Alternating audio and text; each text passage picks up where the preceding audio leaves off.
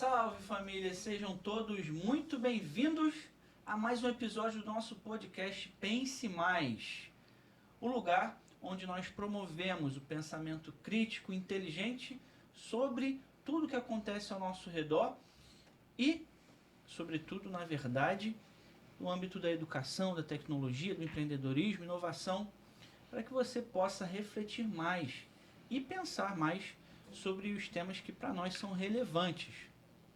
Estou aqui eu com ele, o nosso filósofo do povo, filósofo da quebrada, o nosso São Tomás de Aquino de Jurujuba, professor Robson. Olá galera, tudo bem? Bem-vindos ao Pense Mais. É uma honra estar com vocês aqui, com meu amigo, meu hoster, o Felipe Lima, o CR7 da produtividade. O cara manda muito, o cara sabe, é o mestre da Tijuca. E nós estamos aqui para oferecer para vocês uma visão mais aberta, sim, aberta da realidade. Essa é a nossa meta. Nós não abaixamos a cabeça aqui para ninguém. O que é certo, ainda que as pessoas não entendam e não vejam assim.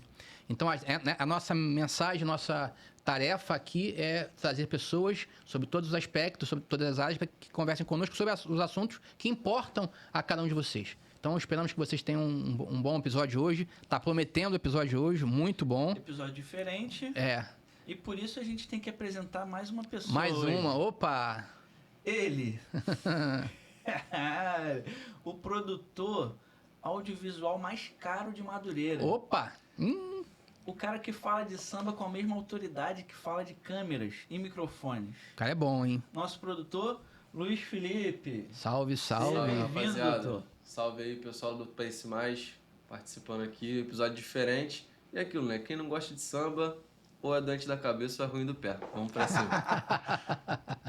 Madureira. Pessoal, hoje com um formato diferente, um propósito diferente, uma proposta diferente, para que você possa interagir com a gente, inclusive para saber se você vai gostar desse formato hoje.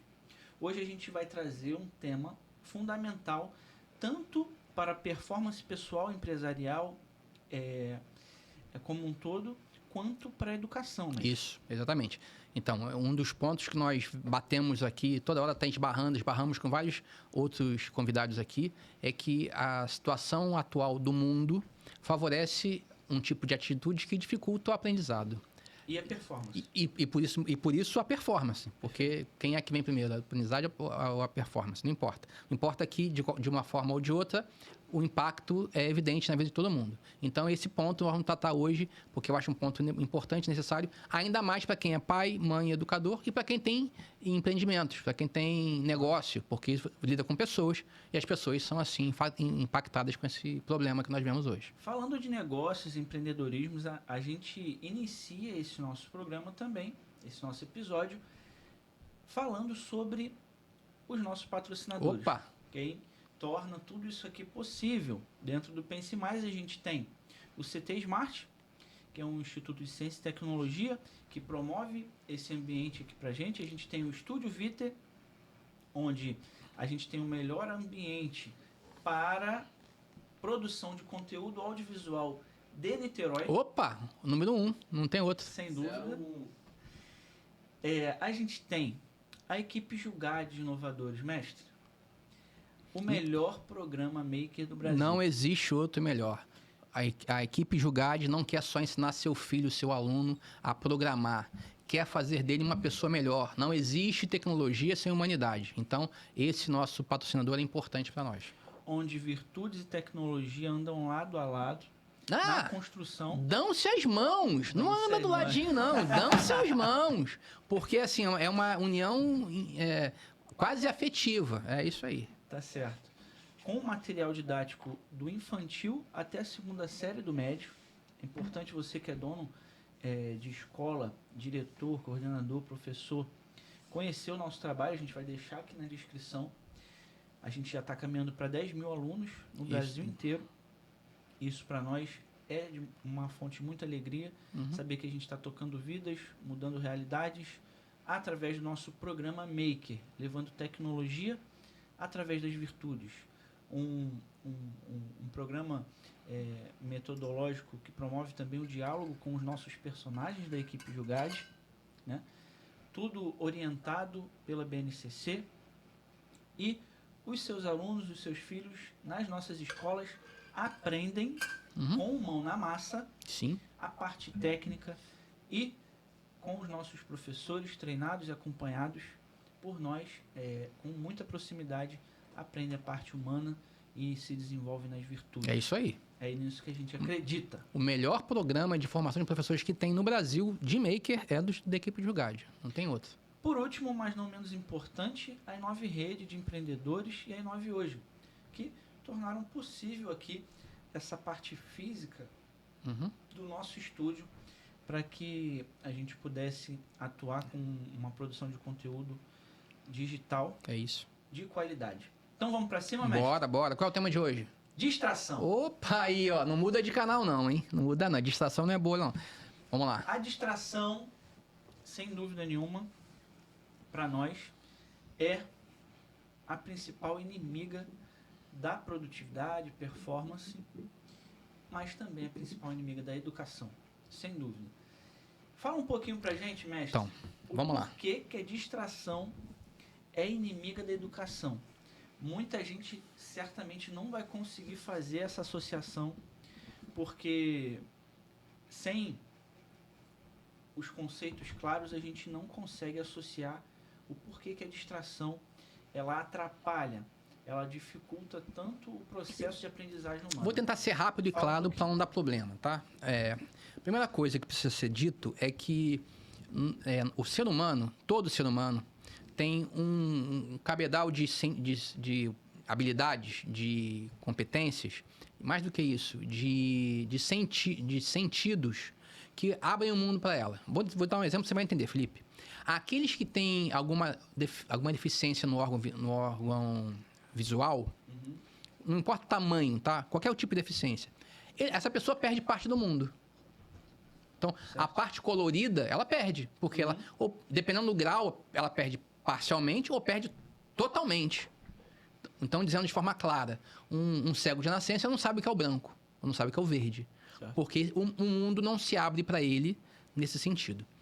O que as pessoas não sabem, pessoal, e vocês vão saber porque estão no Pense Mais, é que nós não temos só 5 sentidos externos. Nós temos 5 sentidos externos e 4 internos. Dependendo do autor, 5 internos. Então, assim como alguém pode ter um defeito no sentido externo e não ver ou não perceber o que é o verde, porque o sentido está deficiente, internamente nós temos sentidos que, dependendo de como nós estamos, podem fazer com que nós percamos parte do mundo. Ficou claro para vocês? É isso, perfeito. Entendeu? Então, uma condição para que você aprenda é que os seus sentidos internos estejam atentos.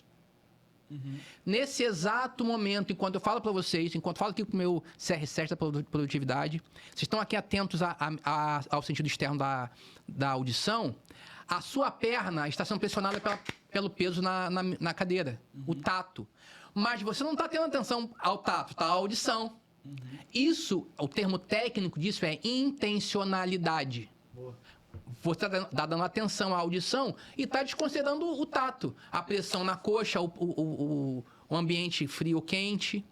Acontece que nós temos vários sentidos assim. Então, se você não está atento aos sentidos externos e internos, as coisas passam. E esse é o problema atual. Nós somos tão solicitados externamente que as coisas passam sem a sua atenção. E aí, sem atenção, você não percebe, não atende, não aprende. Entendeu? Você tocou num ponto agora fundamental. Na minha visão, o nosso atual contexto, promove mais distração do que antigamente. Eu falo aqui especificamente da sobrecarga de estímulos. Sobrecarga de demanda. O tamanho, o número, a quantidade de informações que nos chegam atualmente é muito maior do que chegavam para nós há 30, 50 anos atrás. Naturalmente, o ser humano, ele não é uma criatura que consegue fazer mais de uma coisa ao mesmo tempo. Isso é um engano. Verdade. Isso é um engano. Nós não somos multitarefas. Então, à medida que nos chegam mais informações, nos chegam mais demandas, a nossa atenção fica fragmentada. Isso atrapalha no processo de aprendizado e atrapalha no processo de performance e produtividade naturalmente. Assim como um estudante não consegue sentar com foco e estudar durante 1 hora, 2 horas, um trabalhador, um prestador de serviço, um empreendedor, não consegue parar na sua cadeira, na sua mesa, na sua sala e performar durante 2 horas. Pelo mesmo motivo, pela mesma razão. Por isso que a gente quis trazer esse debate para a mesa hoje. Agora, você concorda com essa afirmação da sobrecarga de estímulo? Sem dúvida nenhuma. Sim. Assim, bom, tem uns 10, 15 anos, surgiu uma definição que eu gosto muito, que é chamar o nosso tempo de era das adicções. Eu já ouvi isso há algum tempo atrás. Quer dizer, a era onde nós somos chamados a ter dependências de todo tipo. De chocolate, de açúcar, de estímulos. Mas hoje a gente pode dizer que a era dos superestímulos. Nós estamos superestimulados o tempo inteiro. Alguém já disse aqui, né? Você pode acordar e passar o dia inteiro vendo rede social, internet, passar horas fazendo isso. Isso é ruim para o aprendizado e para formar o hábito de dar atenção. É por esse motivo... Turva, né? É por esse motivo que eu reputo a essa nossa era, porque hoje um aluno de universidade chega lá e não consegue concentrar. Ele não consegue ficar 10 minutos sem telefone. Você já viu o pessoal embaixo da mesa mexendo no telefone porque ele não consegue desconectar do mundo. Veja, isso é um problema. Isso é um problema para a formação da pessoa, um problema para a nossa formação. Isso é muito grave, né? É gravíssimo. A nível de filosofia, que é a tua área, os filósofos são os que trouxeram ao nosso conhecimento, inclusive, que o ócio ele é parte fundamental do processo de conhecimento. E hoje já tem filósofos no mundo falando, para nós é importante voltar ao ócio. Já tem hoje um filósofo coreano falando sobre isso. É necessário voltar ao ócio para que nós nos tornemos mais humanos, Felipe. A questão aqui é a seguinte: à medida que nós nos expandimos, nós nos... Como chamar isso? Não é de expandir. Não. Nós transbordamos para fora, nós somos chamados a nos jogar para fora, nós perdemos algo dentro. E vou dizer uma coisa para você que eu li uma vez num livro. Você é homem à medida que você tem uma vida interna. Na medida que você está sempre sendo chamado para fora, você meio que animaliza-se. Ai, Robson, palavra dura. Mas é mais ou menos isso. Você está mais ligado ao que o mundo te pode oferecer e ao que você pode dar para fora, mas perde uma essência que é o que torna você o que é você. Uma vida imanente. Quanto mais imanente for o indivíduo, mais humano ele é. Isso quer dizer, então, que uma pessoa que só tem vida externa, ela é menos humana do que a outra? Eu estou dizendo sim. Ela está agindo de forma menos humana do que alguém que tem uma intimidade sua que ele não deixa transbordar para ninguém. Então, de fato, à medida que nós somos chamados para fora de nós nos tornamos cada vez mais escravos do que nos convida. Por esse motivo que é muito difícil hoje para um jovem, Felipe, fazer meditação ou fazer momento de silêncio. Não faz. Mesmo quando está dormindo, já vi jovens dorme com fone de ouvido, com música. Nem dormindo ele consegue ficar em silêncio, porque não tem nada ali dentro que o faça pensar, refletir. Isso, sem dúvida, é ruim. Sem dúvida nenhuma, esse tema é um tema grande, né? É enorme. Eu gostei muito do tema. Porque a gente consegue extrapolar, inclusive, a parte de educação de performance para a parte espiritual, se a gente quiser. Isso tem um campo enorme. Agora, as pessoas precisam entender o que é distração. No meu livro eu gosto e eu conceituo distração primeiro falando da etimologia da palavra. Distração significa puxar em uma direção diferente, que tem a ver com o que você está falando. Você é chamado, na tua natureza humana, a agir de uma forma. E a distração te puxa numa direção totalmente distinta e te chama ao externo, né? E me parece, inclusive, só fazendo um parêntese ao que você falou, que fazendo isso, inclusive as pessoas distraídas, elas são empurradas para fora de si porque elas não têm coragem de se enfrentar internamente. Tem esse aspecto. Então, fecha esse parênteses, senão a gente caminha para um Outro caminho, lado, né? Mas o fato é que a distração, segundo o que eu gosto de definir, como definir a distração é um impulso quase sempre aleatório que nos tira da direção do nosso objetivo, do nosso foco. Então, hoje, mestre, para você ter noção, o brasileiro, só com distração digital, eu não estou nem falando das outras distrações que não são... Filho, doença, não. Fofoca, não estou falando disso. Fofoqueira tem valor. Fofoca tem valor? Fofoca brasileira é craque, meme, não estou falando... Entendeu? Distração digital. O brasileiro perde cerca de 9 horas do seu dia com distração digital. Entre mídias sociais, entre jornais, entre tudo. É muito tempo. 9 horas é muito tempo. A gente está falando aqui de uma semana, você está falando de quase 63 horas. Quase 3 dias de distração. Mais de 2 dias. Impactante. Muito. E aí, obviamente, esse cara ele vai aprender menos, ele vai performar menos. Sem dúvida. Fora isso, a gente já tem também um dado interessante que quando uma pessoa ela se distrai de uma atividade qualquer, né? Seja estudo ou seja trabalho, ela demora de 20 a 30 minutos para retornar ao foco da atividade. Isso quer dizer que se você se distrair por 3, 4, 5 vezes, você perde facilmente mais de 2 horas do teu dia só para retomar a atividade. Como é que o indivíduo desse vai... É óbvio que a performance está comprometida, o estudo está comprometido. É por isso que as pessoas passam muito tempo e não aprendem. Ah, mas professor, eu ouço isso. Eu fiquei estudando a tarde toda. A tarde toda? Ou você ficou...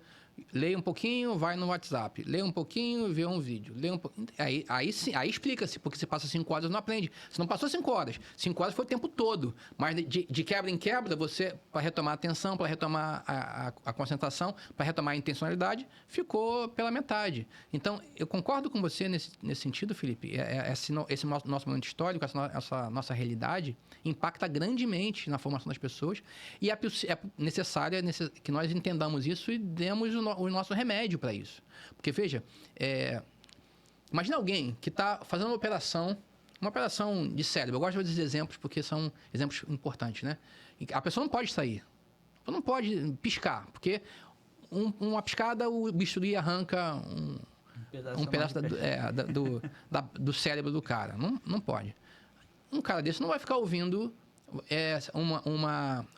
vai ficar ouvindo uma música que precisa que ele faça coreografia. Não, porque uma mexida errada e lá se vai o lóbulo frontal do cara. Entende? Então, você tem que criar um ambiente externo que favoreça a sua vida interna. Então, eu aprendi uma vez com um professor de São Paulo famoso que não existe estudo com música em português. Não existe. Porque enquanto você está lendo lá Martin Heidegger, Ser de Tempo, e fica lá o pericão no ouvido, você vai cantar com pericão. Não, porque dá Zayn, Seraí... Aí você vai cantar... Não vai. Madureira... Não dá. Então, o que esse professor famoso disse? Quer estudar? Põe uma música clássica. Robson, não gosto de música. Bota um rock holandês. Você sabe holandês? Não. Então, bota uma língua que você não precisa acompanhar, porque naturalmente a sua mente, se você conhece a letra, escapa e você começa a acompanhar e você perdeu a atenção. Bota o Frank Sinatra, mestre. O Frank Sinatra, Frank mas Sinatra é bom, eu gosto. Muita gente sabe inglês. Então é uma língua que você não conheça. Para que você não tente. Porque, veja, faça o experimento. Coloca uma música que você conhece. Você, sem perceber, está cantando junto. É involuntário isso. E aí você perde a atenção necessária para entrar no texto. Ainda mais se o texto for complexo. Por isso eu falei Martin Heidegger. Filosofia. Porque é bem profundo, é bem difícil de entender. Entende? Já vou te chamar para conversa, hein, diretor. Eu tô dando um espetáculo aqui, mas para vocês complementarem também. Mas daqui a pouco você vai vir aqui para conversa. Mas é o seguinte, não é que a gente está dizendo aqui que exista alguém na face da Terra que consiga manter 100% da atenção. Isso não existe. Até porque, como você falou bem, às vezes involuntariamente o nosso cérebro escapa. E digo mais, ele precisa de um momento de distração também. Eu tapelia. Exatamente. Mas é possível melhorar no processo de foco, de atenção. Posso dar meu pitaco? Claro. Não estamos dizendo que exista alguém que dê 100% do seu tempo. Isso não existe. Mas também não é possível que alguém não consiga ficar 5 minutos sem mexer no telefone. Esse cara é um viciado. Você entende? Sim, não é normal que alguém fique que nem robô. Quando tem a gente assim, eu fico com pavor na sala. Parece um robô, que nem pisca. Atenção total, esse cara é um maluco, vai te dar uma arma, vai dar na cabeça. Eu fico com medo, eu juro. Agora, também que o cara não consiga ficar 5 minutos parado sem ir ao banheiro, não consiga ficar 5 minutos sem esconder o telefone. Então, o que esse cara tem? A mãe tá doente? Aí tudo bem. Mas se não tiver motivo, o cara tá viciado. E esse é o ponto, Felipe, que nós falamos aqui. Quando a pessoa faz isso involuntariamente e faz isso o tempo inteiro, é que ele criou o hábito de fazer isso. Ele está viciado. Viciado. É importante falar que o vício, ele é um hábito, né? É um hábito. Assim como a virtude Exatamente. Deve ser construída e quando é construída é um hábito, né? A diferença é que um tem como objeto fazer o bem e outro tem como objeto fazer o mal. Isso. A si mesmo ou a outro, né? Inclusive. E consciente ou inconscientemente, não importa. Mas eu não quero fazer mal. Mas não importa. Isso está atrapalhando você. Está atrapalhando você. Agora, você acha também, mestre, que isso se deve não só ao excesso de estímulos, mas também à busca pelo prazer muito barato? Então, acho que essas dois elementos se complementam. Sim. Primeiro, já existe gente dizendo isso. Quando eu falei era da adicção, foi por causa de um estudo que tem nos Estados Unidos que afirma que a pornografia ela tem na sua base a mesma mecânica biológica que tem a cocaína. É muito forte, né? Então, sabia que quem é viciado em pornografia tem 1/3 a menos de produtividade no dia? Eu sabia disso. Porque ela é tão poderosa que ela te tira uma parte forte, significativa da tua energia vital. Tomás de Aquino, no século XIII, disse isso. A luxúria, ela obnubila, palavra bonita, hein? Bonita. Ela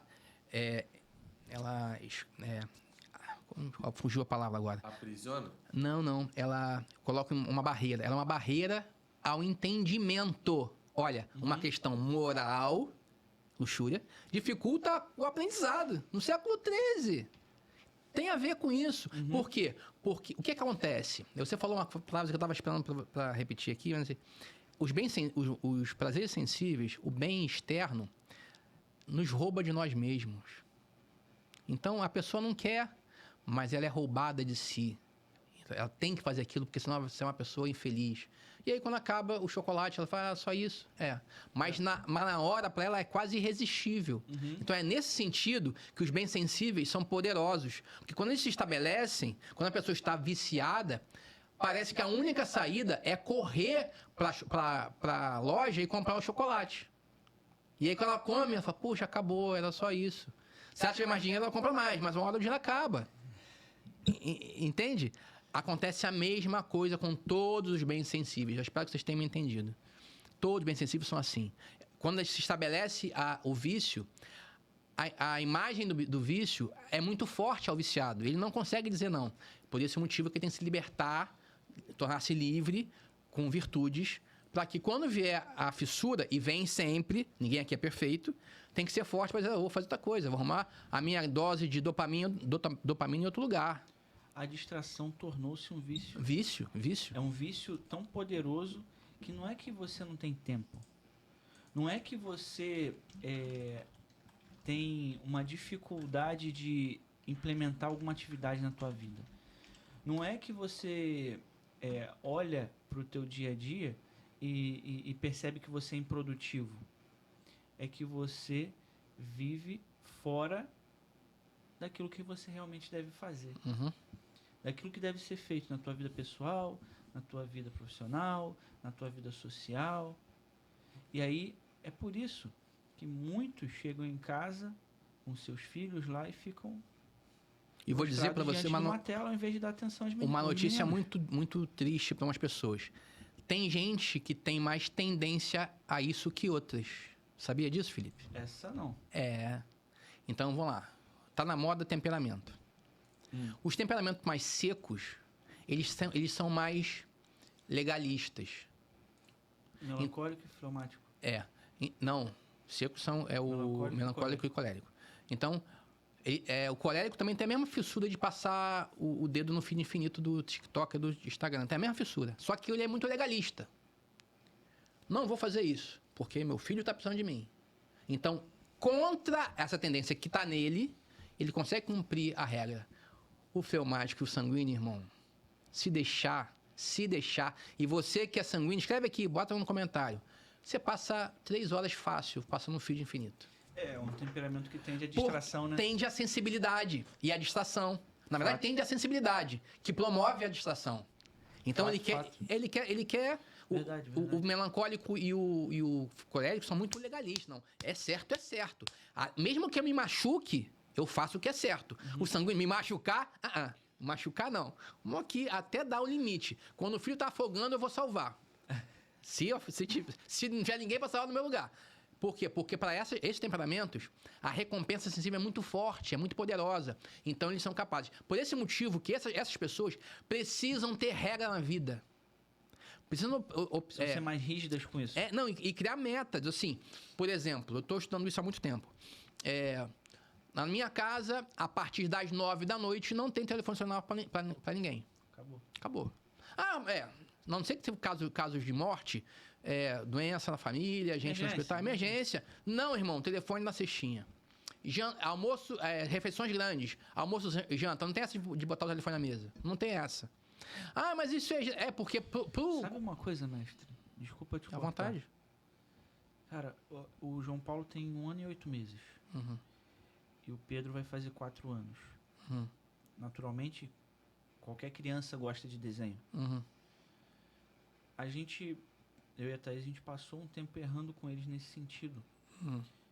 Por exemplo, eles estavam vendo um desenho e aí chegou a hora do almoço, a gente foi almoçar e deixou a televisão rolando. Eles não interagem. Eles ficam olhando para a televisão. É mais gostoso. Assim, é complicado. As pessoas hoje não entendem isso, cara. Inclusive, falando de educação, a criança que está sendo acostumada a viver diante de uma tela, ela vai ter já está tendo sérios problemas de aprendizagem. Exatamente. De convívio, de performance. Né? Então, você que é pai, mãe, educador, precisa estar atento a isso. E para que ninguém venha acusar a mim e a você de chatice, não. É um conselho, é uma orientação forte do Conselho Federal de Psicologia do Brasil. Não é questão de o Pense Mais é chato. Não. Tem uma norma da OMS que foi ratificada no Brasil, dizendo que até os 4 anos de idade, nenhuma criança deve ter acesso a telas. Especialmente telefone. Né? Mas por quê? Veja, isso não é uma questão de viés político, nada disso. É uma questão de estudos. E tem gente que estende isso até 7, 8 anos. Quem consegue? Eu não consegui com meu filho, com meus filhos não consegui. Até porque no tempo não tinha tantos estudos assim. Mas hoje em dia já se vê como essa captura da imaginação das crianças fica muito forte diante da TV. Elas não conseguem pensar diferente, porque aquelas imagens já vêm prontas. Quando você lê um livro, ela tem que criar as imagens. Isso dá mais habilidades para ela. A minha filha mudou, já que você falou dos seus filhos, a minha filha mudou, tem 21 anos agora, quando ela leu Harry Potter. Virou outra criança. Caramba. Virou outra criança. As notas começaram a subir, porque ela começou a ler. E a leitura é a primeira arte clássica, a literatura. Então, quando ela começou a ler, ela começou a desenvolver, porque ela começou a trabalhar esses sentidos que eu falei, esses sentidos externos, que a gente não trabalha. A gente acha que a gente vem pronto. A gente não vem pronto, não. Assim como eu tenho que treinar o olfato, a audição, o paladar, eu tenho que treinar esses sentidos. E como é que eu treino eles? Com a literatura, com cinema, boas obras, entendeu? Então, você tem razão. Boa. Música boa. Isso é para formar um intelecto, tá? Não se engane, a música não forma o caráter. Me perdoe a piada, mas eu perco o amigo, mas não perco a piada. Se a música clássica formasse caráter, teríamos santos em todas as orquestras sinfônicas do Brasil. Olha a orquestra sinfônica da sua cidade e veja se você tem santos lá. Olha porque a formação do caráter não tem a ver. Mas no intelecto, sim. Porque você concentra, você abaixa a rotação, Por que crianças ficam assim? Porque não estão habituadas a baixar a rotação, abaixa. Vai ouvir as 4 estações de Vivaldi. Uma hora acelera, outra hora diminui. Aumenta o volume, diminui o volume. Então você vai ali treinando, sabe, a audição, vendo como aqueles sentimentos vêm vindo. Isso é hábito, isso é estudo também. Vamos chamar o diretor, mestre? Vamos lá. Ô, diretor, fala pra gente aqui, faça provocações, perguntas, comentários pra gente tocar o nosso papo aí. Mas eu já tenho coisa na agulha então, enquanto vocês estão falando aí, eu tô aqui... Tá distraído. Também. Trabalha com mídia, tá distraído. Também. Mas eu tô aqui pescando os insights que vocês estão falando para deixar pra galera na descrição. Então, relacionado ao que o Felipe falou sobre excesso de pornografia fazer mal pra produtividade, eu achei uma matéria interessante também pra galera que quiser assistir ou ver e se aprofundar mais no assunto. E a minha pergunta é tipo assim, na verdade acho que seria interessante a gente dar um norte pra galera. Então queria, começando com o Felipe, que ele falasse um pouco como que a gente consegue se tornar mais produtivo, né? Quais principais hábitos ele considera que a gente pode mudar para poder se tornar mais produtivo. E depois eu queria que o professor ensinasse, na verdade, como que a gente pode estudar. Porque estudar é uma técnica, né? Não é simplesmente você sentar ali e fazer. Você tem que ter uma técnica, você tem que saber como fazer. Então, começando com o Felipe, essa é a minha pergunta. Então, só para não perder a deixa que você deu, vocês sabiam que 50% do tráfego de informação da internet é de pornografia? Não, 50%? 50%. Nossa. Enfim, vamos voltar no tema. Tráfego de informação, você diz que é vazar as informações, é isso? Não. Quantidade de informação. Tráfego, na passagem de informação. Entendi. Do número de informações que circulam todos os dias na internet, 50% é pornografia. Que loucura. Loucura. 56% das pessoas, mestre, acordam já diante de uma tela. Quem aqui nunca se pegou acordando no horário que for e já metendo a mão no celular para poder olhar, né? Uhum. A pessoa não consegue se ver livre do seu principal apêndice, né? Uhum. No dia que é o celular. Mas vamos lá. Boa provocação que o Felipe fez, pra gente dar um caminho prático pro pessoal. Eu vou falar para vocês o que dá certo para mim. A gente já comentou aqui que não existe ninguém 100% atento, focado durante o dia inteiro. Inclusive não existe porque nós precisamos de pausas. Então, a primeira dica é faça pausas planejadas durante o dia. Então, estou estudando, estou trabalhando, se eu tenho um tempo X de atuação, promova ali 3, 4, 5, 6 pausas que sejam durante esse período. Mas pausas que não te desvirtuem do teu foco. Por exemplo, não é que você vai pegar o livro que você está lendo, o resumo que você está fazendo, a atividade de trabalho que você está fazendo, parar ela para poder, sei lá, pegar um vídeo de 5 minutos para ver. Não é esse o caso. Levanto, vou beber uma água. Levanto, vou dar um abraço no meu pai, tomar um café na minha mãe, dar um alô. Fazer uma pausa de respiro. Segunda dica: estabeleça horários controlados para as distrações. Então, é complementar a primeira dica. Então, planeje as distrações, depois tenha horários controlados para essas distrações. Então, se você sabe que você tem muitas coisas para resolver, naturalmente, na parte do dia, você é mais produtivo, você está com mais energia. Resolva os teus pepinos na parte da manhã. Os maiores problemas, no teu pico de energia. Na parte da tarde, se permita fazer mais essas pausas. Inteligente. Sim. Inteligente. Uma coisa que funciona muito para mim: aplicativos de foco. Aplicativos que bloqueiem a tela do teu celular durante um certo período. Aplicativos que te mostram quanto tempo de foco você está ali. Por exemplo, vou estudar durante 1 hora de forma ininterrupta. Coloca o teu aplicativo de foco ali, não vai chegar notificação, não vai chegar ligação, não vai chegar mensagem nenhuma. Vai ficar ali e você não vai conseguir tirar. Então, isso funciona bastante. Uma rotina bem definida. E a rotina bem definida é mais chato, mestre. Sabe por quê? Porque as pessoas têm dificuldade, inclusive, de categorizar prioridade em ordem de importância.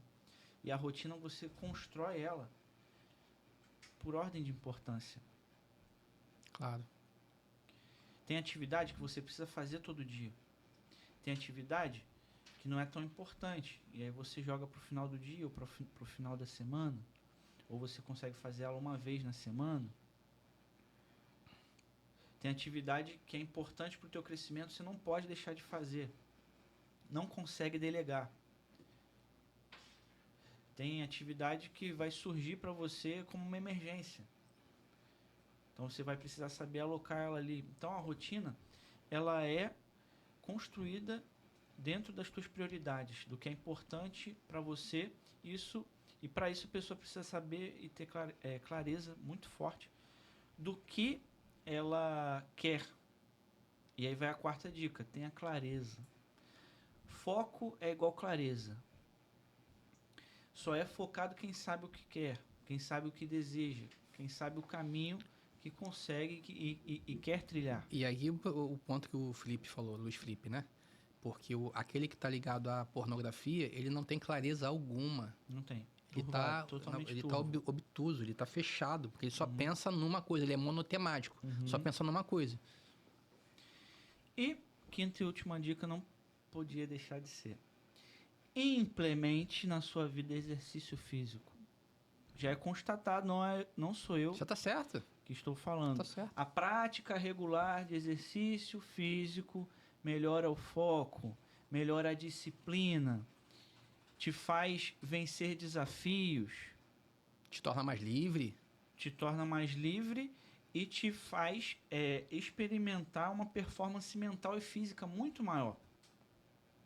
A pessoa que tem a prática do exercício físico, ela é e tende a ser mais produtiva do que quem não faz. E tem um fato que eu até pedi a tua contribuição. A gente tem alguns níveis de cansaço. O cara que... A gente tem o nosso espírito, o nosso intelecto e o nosso corpo. O cara que está cansado fisicamente, ele consegue descansar fazendo alguma atividade intelectual. As pessoas não sabem disso, mestre. Pois é. Vamos explicar um pouquinho mas mais. É um erro, assim. Aliás, duas coisas que têm que ser retomadas, né? Essa formação antropológica. O homem não é só corpo, o homem não é só creatina. O homem também não é só literatura e cinema. Então, o homem que descuida do corpo, ele é menos homem do que um homem que descuida da alma é menos homem. Quer dizer, no sentido que não está favorecendo o crescimento pleno da pessoa. Então, de fato, há pessoas que têm um nível de cansaço tão profundo no corpo e só piora porque não tem uma válvula de escape onde ele vai, por exemplo, rir, descansar a alma, eu quero dizer, ao ter uma boa obra de arte para contemplar. Ou vai ler um bom livro e o contrário. Eu passo pelo erro contrário. Isso. Que a alma às vezes está moída. Eu não fiz nada de físico, mas eu estou sentindo cansado, porque... Exato. E é um cansaço mais intenso do que o físico. As minhas tensões internas são tão profundas que meu corpo repercute a minha tensão. Tenho dores no corpo. Então, qual é o caminho? E aí eu tenho que dizer que você está certo. É preciso que eu tenha uma ação externa para o meu corpo que torne ele mais saudável e, vamos chamar assim, independente da minha questão moral e espiritual.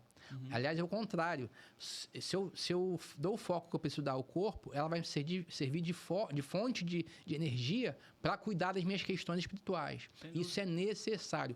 Veja isso, novamente, a audiência. Platão já dizia isso. E Platão era um grande atleta, hein? Então, porque eu só vou ter uma alma sã se o meu corpo tiver são. Né? Experimente o senhor aí, a senhora que nos vê, você jovem, estudar matemática com dor no dente. Vai nada. Ué, mas o dente é físico. Ué, mas a alma, a física repercute na alma? Repercute. É lógico. Agora, vai você fazer exercício em depressão. Também não consegue, porque a alma fica tão presa às questões internas que a pessoa não tem vontade de sair para a academia. Veja como as relações são muito imbricadas. Então é preciso acabar com esse papinho de que é uma coisa ou outra. Não é isso. E eu vou puxar aqui no meu livro sobre distração, não há um tópico específico sobre distração. Mostra a capa do livro aí na câmera, mestre. Que a pontualidade é uma série de livros que eu falo sobre virtudes que ninguém considera importantes, mas que é fundamental. Pontualidade aqui não diz respeito apenas ao fato, não é só ao fato de entregar as coisas no tempo, no prazo, é fazer como deve ser feita. Precisão. E pontualidade, e distração tem a ver com imprecisão. Claro. Porque a pessoa está distraída e faz errado. Então, a segunda causa da impontualidade é a desordem. A pessoa não está ordenada, está distraída. Para ser pontual, para entregar as coisas no prazo e de forma correta, é preciso organizar suas prioridades. Você falou disso. Sem agenda e relógio é impossível ser pontual. Pois é, e a agenda é uma ferramenta tão antiga que as pessoas não utilizam. É, sem dúvida nenhuma, a maior aliada de uma pessoa que deseja performar melhor é a agenda. Não tenho dúvida disso. Porque ajuda você a cumprir o que você disse. Os caminhos. Os caminhos que... Cumprir aquilo ali dentro da tua rotina, com precisão, é o que vai te levar onde você deseja, né? Mas agora a tua parte. Ensina a gente a estudar aí, mestre. Então, são duas coisas importantes, 3 coisas importantes. A primeira, eu quero retomar, obrigado pela pergunta, Luiz, porque as pessoas não sabem disso. A pornografia é o pior inimigo da juventude e do nosso momento estéreo, momento atual. Por quê? Porque nos rouba de nós. Eu quero forçar isso. A pessoa que está marcada com esse selo, o selo da pornografia, embora ela não queira, ela é raptada de si mesma. Ela não tem controle sobre si. Então, o que eu vou dar para vocês aqui é um caminho, um mapa para sair do labirinto que as pessoas se enfiaram, mas que se você não cumprir, você vai ficar rodando ali como um maluco. Mestre, eu não vou te interromper, não. Vamos, já que está vindo tanto essa pauta, ô diretor, quanto tempo de episódio a gente tem aí? Tá com 45 minutos. Aí, a gente tem um tempinho para falar. A relação da pornografia com esse apetite sensível do homem. Então, Fala um pouquinho sobre isso, aprofunda um pouquinho vou nesse tentar. tema, porque Não a sei gente se tem você- muito material bom foi isso para... que- não sei se você pensou, mas vamos lá. O homem tem duas pulsões, chamados, tecnicamente, desejos e impulsos. Os desejos são aqueles que são para agora. Os impulsos são para amanhã ou para ontem. Um exemplo. Eu tenho desejo de comer chocolate. Isso é um desejo. Eu quero comer agora. Eu quero passar no vestibular. Isso é impulso. Então, para os impulsos, dá-se o nome de esperança e desespero. Eu tenho esperança de passar no vestibular porque eu estudo hoje. Então, essa esperança é uma esperança fundada. Eu não tenho esperança de passar no vestibular porque eu não estudo hoje. Então, isso é desespero. Perdi a esperança. Bom, vamos lá. A pornografia está no campo do desejo. É algo para agora. Então, elas são muito emergentes. Entende? Porque elas dizem respeito à posse do produto ou do objeto agora. Eu não tenho um desejo para amanhã, eu tenho para agora. É por esse motivo que o cara sai da baia dele do banco para correr para a loja de chocolate. Porque ele tem que comer agora. Entenda? A pornografia, o cara vai correr para o banheiro mais próximo. Porque tem que ser agora. Então, esse é o problema da pornografia e o estudo. Entende? Porque estão falando disso aqui. Estudo é foco, estudo é atenção. E o cara está sendo roubado de si toda hora. Corre pro banheiro, corre não sei o quê. Imaginário vai pra... Ele só tem um tema. Pergunta pra ele o que é utapelia. Eu sei lá. O que é esperança? Eu sei o que é coxinha. Porque ele é monotemático. Ele só pensa numa coisa. Inclusive, as pessoas precisam saber disso. O vício da pornografia, ele está totalmente ligado ao vício da gula. Exato. Apetite sensível. Falei isso hoje no almoço pro diretor. As pessoas precisam entender isso. Quem tem o vício da gula costuma ter também tendências para o vício da pornografia. Porque é agora. Quero saciar minha vontade. Agora. Não tem essa. Mas legal, continua aí. Rapidinho. Então, quem diz isso é um autor do século III, que ele diz o seguinte: nunca acontece de uma pessoa ter a luxúria ou ter o vício da pornografia sem antes não ter a gula. Ele fala isso. A gula antecede. Ainda por quê? Porque, na verdade, a pessoa já cedeu às paixões sensíveis, à sensibilidade. Bom, eu costumo dizer isso na sala de aula, né? Eu já comi, já bebi, já dormi. Qual outro prazer está na minha mão? Disponível, livre, entendeu? Então, assim, você primeiro sacia todos os prazeres sensíveis e até está de cara pro gol. Então, é essa a questão. Por esse motivo que a luta da pornografia, contra a pornografia, não está contra a pornografia, está contra o garfo e faca. Então, o primeiro estágio e aí, irmão, quanto foi a academia? Não vou, eu não preciso disso. Não, e então, aí, irmão, vai rejeitar a coxinha hoje? Pois começa ali. Quem não vai montar um prato decente hoje? Entendeu? Não, mas meu problema não é esse. Sim, é que você não entendeu. Esse é o seu problema. A pornografia é só o topo do iceberg. Tem 90% escondido que você não vê, porque você não estuda isso. Entende? Isso se fala, gente, como eu estou falando para vocês, desde o século III. Antes de 3 da nossa era, que fala que é importante você retomar primeiro a sua vontade. Por isso eu falei a liberdade. A vontade tem que estar na minha mão. Eu sou senhor de mim. Se eu quiser beber, eu bebo. Se eu quiser fumar, eu fumo. Mas só se eu quiser. Eu sou senhor de mim. E diante disso, eu consigo dizer não para a coxinha. Agora, se eu não consigo dizer não, quando aparece a coxinha, eu como. Quando aparece a bebida, eu bebo, você não é livre, você é escravo. E você perdeu a sua autonomia. Então, quando eu falo aqui não leve a mal a audiência. Aqui não somos moralistas. Não. Eu estou querendo dizer o seguinte para Todo você. mundo tem pé de barro. Você só vai ser uma pessoa livre quando você tiver diante de si a tua vontade. Quando você for livre das suas paixões. No meu assunto, a gente chama isso de governar. Boa. Governo quer dizer domínio. Governo quer dizer que eu faço a gestão da minha própria vida com firmeza, com autoridade. De quem sabe o que quer, de quem sabe o que é certo, o que é errado, de quem não cede a prazeres baratos, de quem sabe a hora de ceder às distrações, e sabe a hora de voltar-se com clareza para o foco, de quem sabe escolher, Isso. de quem tem a vontade sobre o seu domínio. Então, costuma-se dizer que aquelas pessoas que estão presas a esse tipo de paixão são adolescentes. É assim que a medicina trata. É alguém que parou na adolescência. Quer dizer, tudo que tá... Olha só que curioso. O que é a pornografia, no fundo? É a pessoa que usa o seu exterior para a sua recompensa. Isso é adolescente. Isso. Então, a pessoa tem 40 anos e é adolescente. Tem 50 anos e é adolescente. Quer dizer, não consegue tratar as pessoas com respeito, com dignidade.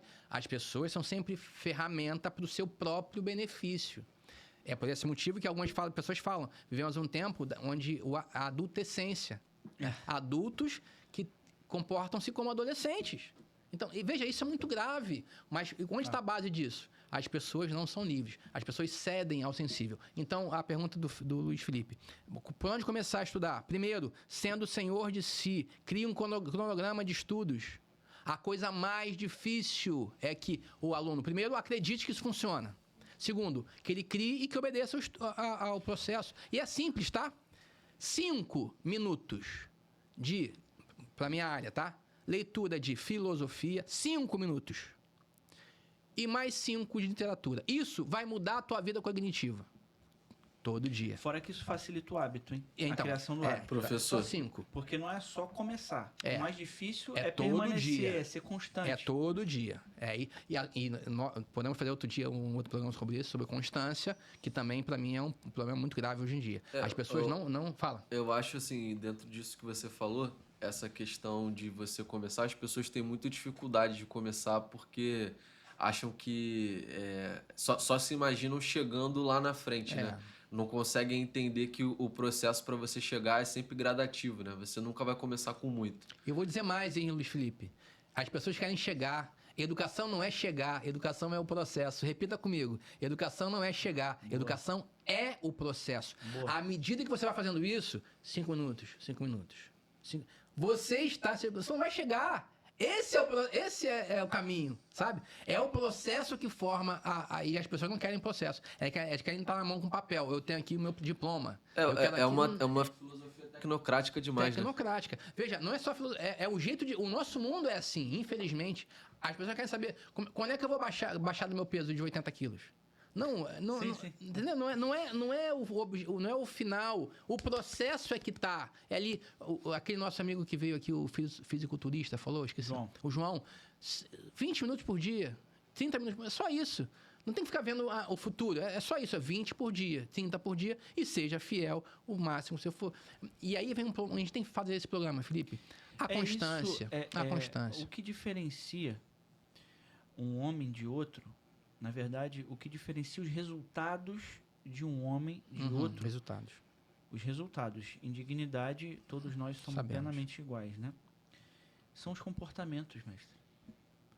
Qual o comportamento que você vai cultivar? É isso que vai diferenciar o teu resultado do meu. Em qualquer área da tua vida. Então, Felipe falou da dificuldade do início. As pessoas já querem iniciar do grande. O que eu sempre digo no livro? O que eu disse no livro, né? Olha, micro resultado. Micro.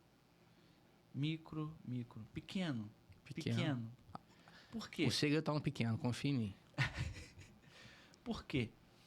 Porque é muito mais fácil que você leia 5 minutos por dia do que você já inicie colocando uma meta de ler 10 páginas. Você não vai fazer. Não vai fazer, vai desanimar. Exatamente. Não vai. Quando você começa a alimentar o micro, que você conseguiu ler com constância durante um período, durante um prazo, todos os dias, você vai ver que você é capaz de ler 10 minutos todos os dias. E assim a gente joga o jogo do progresso. E assim o teu cérebro começa a entender a recompensa disso, a ver a evolução, a ver o resultado. É por isso que na atividade física, fazendo esse paralelo que é muito próximo, a pessoa vai um dia para academia, vai 2 dias, vai 3 dias, vai um mês, ela não vê resultado visível. Ela para. Entendeu? Então, é preciso separar, segmentar, dividir em micro os teus objetivos, né? E o objetivo é no micro, não é o resultado. Exato. É o processo. É o processo que é o... Então, respondendo a tua pergunta, Luiz, então vamos lá. Primeira coisa, separar atividades micro. 5 minutos é o suficiente para mudar a vida de alguém. Depois, escolher o caminho mais simples. Vai no mais fácil. Começa com o mais fácil. Ah, eu vou ler o quê, professor? Vai ler um texto que você goste, literatura fantástica. Fácil. E vai criando hábito. Vai criando hábito. Livro pequeno. Pequeno. Outra coisa. Não desanima, não. Você, ao fazer isso, você for constante, você vai ver que a sua rotação vai diminuir. Você vai passar 5 minutos, não mexi no telefone. Não precisou. Porque você não está mais nessa busca louca de dopamina. Não está, porque você entrou num ambiente em que o que você lê já te recompensa. Entende? Esse tipo de hábito, Luiz Felipe, vai fazer com que você esteja apto a ir para um mundo que é um mundo menos distraído, onde você vai criar força, estrutura, para não mais ser rapidamente raptado da sua atividade. Então, eu diria isso. Boa demais. Mestre, baita episódio, hein? Gostou? Falem aqui pra gente se vocês gostaram desse formato, porque a gente tem N assuntos para tratar desse jeito aqui. Constância é um deles, hein? Constância, sei lá... Prudência. A gente pode falar das virtudes. Do seu ramo aí, performance, o que pode ser? A gente pode falar de hábito. A gente pode falar de disciplina. Boa. A gente pode falar de N assuntos aqui que permeiam tanto educação quanto performance pessoal e profissional, né? Então fala aqui pra gente se você gostou desse formato. Diretor, o que você achou? Fala pra gente. Diz aí. Eu gostei, mano. Achei que passou bem rápido, pelo menos pra mim aqui. Eu tava colhendo bastante insight do que vocês estão falando. Acho que ficou mais dinâmico. Gostei do formato. Espero que a galera goste também. Boa. Eu também. Fora isso, né? A gente, com um episódio desse, tanto conceito importante, a gente poderia ficar aqui horas e horas só falando disso, né? A gente quer convidar vocês também a se inscreverem no canal. Se inscrevam aí no canal. A gente está vendo que o número de visualizações não é condizente com o número de inscritos. Se inscreva no canal, curta os vídeos, para que a gente possa atingir a mais pessoas. Mestre, mostra de novo a capa do teu livro aí, para a gente colocar na descrição depois o link. A Pequena Virtude da Pontualidade. Uma série de virtudes pequenas, veja bem aqui, coisas assim para você aplicar concretamente na tua vida, fazer uma série de virtudes assim. Para que as pessoas entendam que é preciso adquirir certas habilidades para conviver. Esse livro foi apresentado pelo meu amigo Marcelo Zanetti. Boa, já esteve aqui com a gente. Já esteve conosco aqui. Gente boa. Depois veja o episódio dele. Tá? Essa é um dos meus livros mais interessantes, para quem não sabe nada de filosofia. E também vamos deixar na descrição aqui o meu livro sobre gestão do tempo e produtividade, /performance também, no tempo do agora, onde basicamente eu faço um paralelo bastante diferente aí sobre o que é o tempo e a relação do tempo com a nossa vida. Falo dos inimigos da produtividade, os aliados da produtividade, te ensino um método para você ser menos distraído. Caramba. Então, mestre, gostei bastante desse formato. Achei legal. Sempre bom trocar ideia com o São Tomás de Aquino de Jurujuba. E com o CR7 da produtividade. Agora, assim, pense mais, né? Essa é a nossa essência, assim. Eu me sinto confortável quando eu posso falar do que eu acredito que muda as pessoas. Eu dou aula há 20 anos na universidade. Eu sei que esse tipo de informação não é de conhecimento comum. Mas é fácil de implementar. Basta a pessoa saber e tomar decisão. Agora, a partir de agora, vou fazer aquilo que pode me transformar. Esse é o coração, essa é a essência do Pense Mais.